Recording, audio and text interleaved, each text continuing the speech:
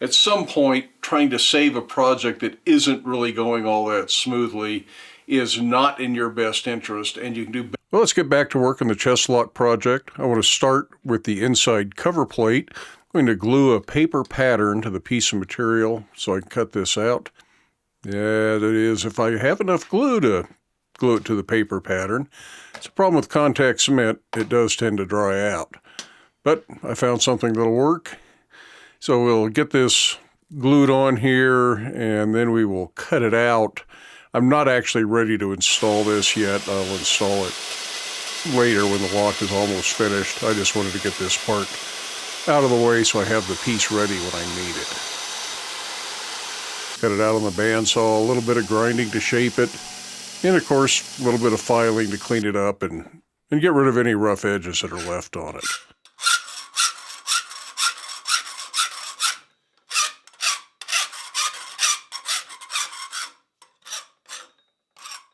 This is 14 gauge and it's thin enough that I can bend it cold in the vise. And it's pretty easy to do a whole lot of this cold. This lock really has very little hot work in it at this stage. The hasp that will go with it later will be mostly hot forged, but almost all of the lock parts are cut and filed.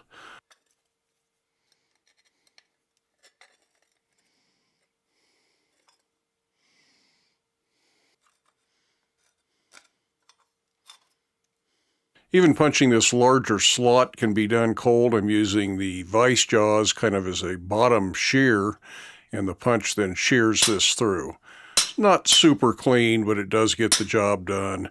You could drill this out and cut it, saw it, all sorts of different things you could do, but this does work.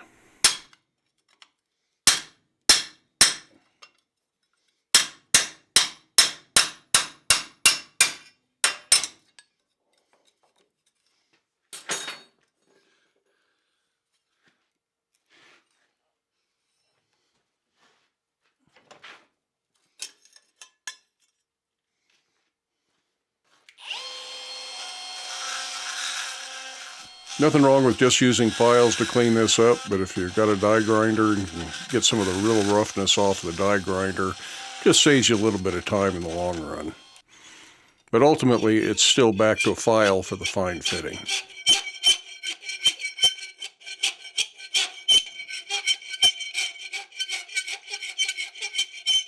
Now, this is just me learning about making locks. It has been a long time since I've tried to make a lock, and I really don't think in the detail that I need to for some of these things. So don't take the methods you see here as necessarily being correct. It's just what I'm trying at the moment.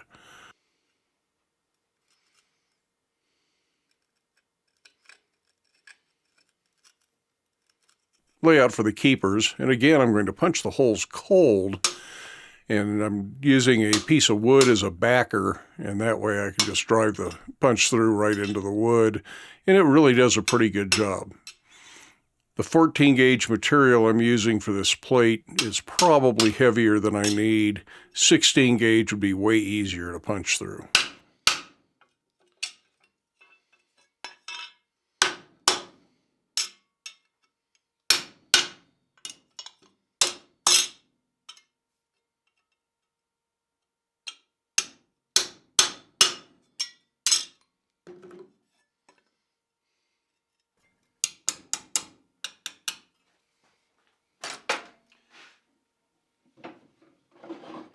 Got the tabs to fit, but I think they're a little bit long, so I'm going to go ahead and cut those off with an angle grinder.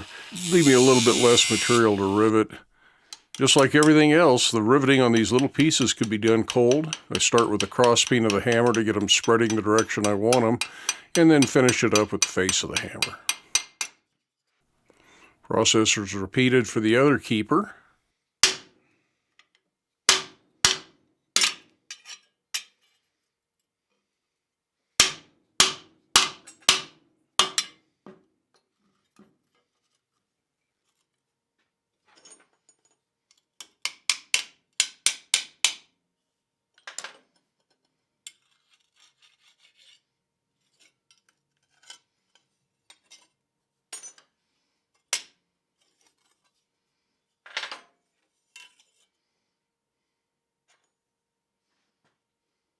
I want to test the bolt, make sure it slides, and then I'll go ahead and put the bolt in. Once it's between these two keepers and they're riveted in place, I can't go back and change anything. I'd have to cut it apart to get all this back apart again.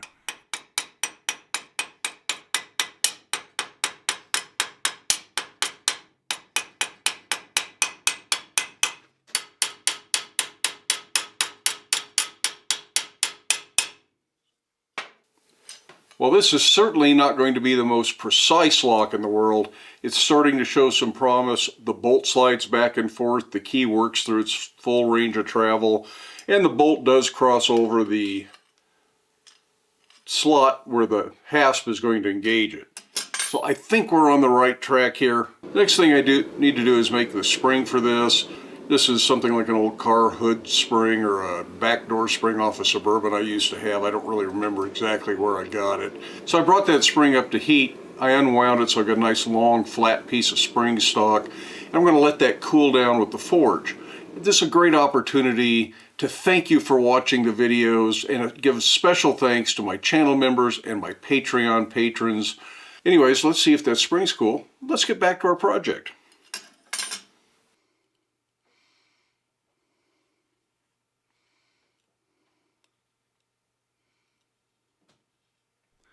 I'm going to go ahead and draw the shape I think I want for this spring. I need to have enough here that it's actually springy and not too short and stubby. And then it has to loop over the top of the bolt and down where the key can push the spring up. Just use a piece of string here to measure how long I think I'm going to need to have this. It's easy to cut it off and change it a little bit later. But this gives me a pretty good idea of the length I want. You can use a piece of copper wire, solder, all sorts of things you can use for measuring curves like this.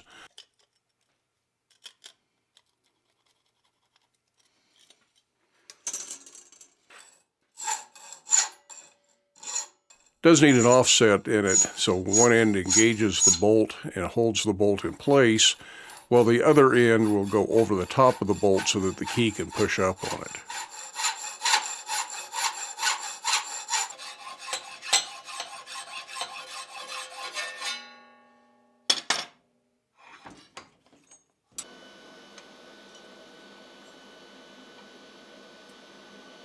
To attach it to the lock plate, I need a little flat spot I can put a rivet in. So I'm just going to twist this to create that flat spot, then try to flatten the twist out on the anvil. Yeah, things really start to go not so well here. That spring does not want to bend evenly, and I think I need to make some really small bending forks to work with these small springs like this. The pliers work somewhat, but just not as well as I would like.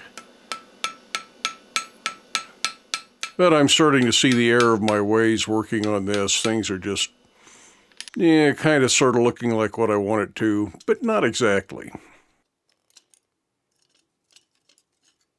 Well, that spring sort of fits where I want it to. It's really an ugly spring, although inside the lock it really doesn't matter if it's ugly.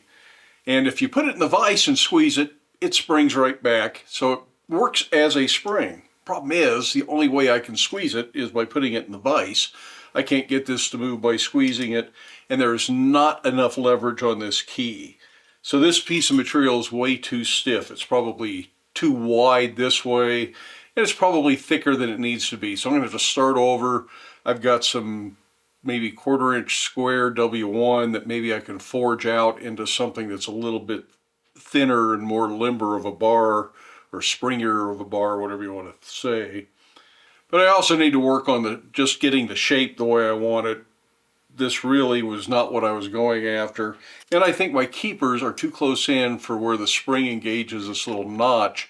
That means my bend has to be right there, and I think it would have been better if I gave myself a little bit more space for a wider bend. So there's some things going on here. I don't know if I'm going to finish this lock or if I should take this as a lesson learned and apply those lessons to a new lock. At some point, trying to save a project that isn't really going all that smoothly is not in your best interest, and you can do better if you start over. That's probably what I ought to do, but there's a stubborn side of me that wants to finish this, so I'm not sure what I'm going to do. But at the moment, I'm going to put this project on hold so I can think about this, come up with a plan, decide if I'm going to start fresh or if I'm going to try and save this one just to see what else I can learn from it. I'll let you know what I end up deciding, but I have multiple other projects that I have to get to. I've got these brackets that I mentioned in the last video that I need to get done for the project that they go on so that the construction crew can install these while they're putting on the roof. And hopefully I'll be able to do a video as we work on some more of these. Originally made 4, decided 7 was going to be better. And I have a few other customer projects that are reaching their deadline that I told people they'd be ready for, so I got to get back to work on that. Don't know if those will make videos or not. There's a door knocker that might make a good video. Give me a good excuse to go work in the coal forge over in the small shop. So hopefully we can do that.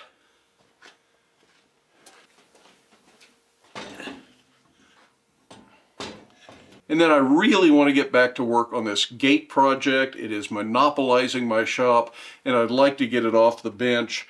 And I don't want to just take it off, pile it up at a corner somewhere, because then I never will get back to it. So the lock may have to wait. I at least learned something from this. I get these other projects done, get this done, then maybe we'll get back to the lock.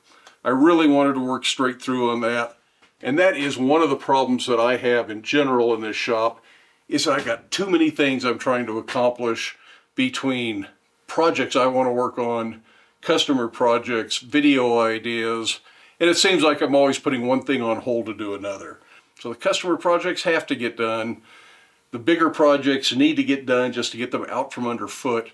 And then some of this other stuff that is just kind of a long-term exploration into learning how to make locks is something that it will have to work on a little here and a little there over the coming months.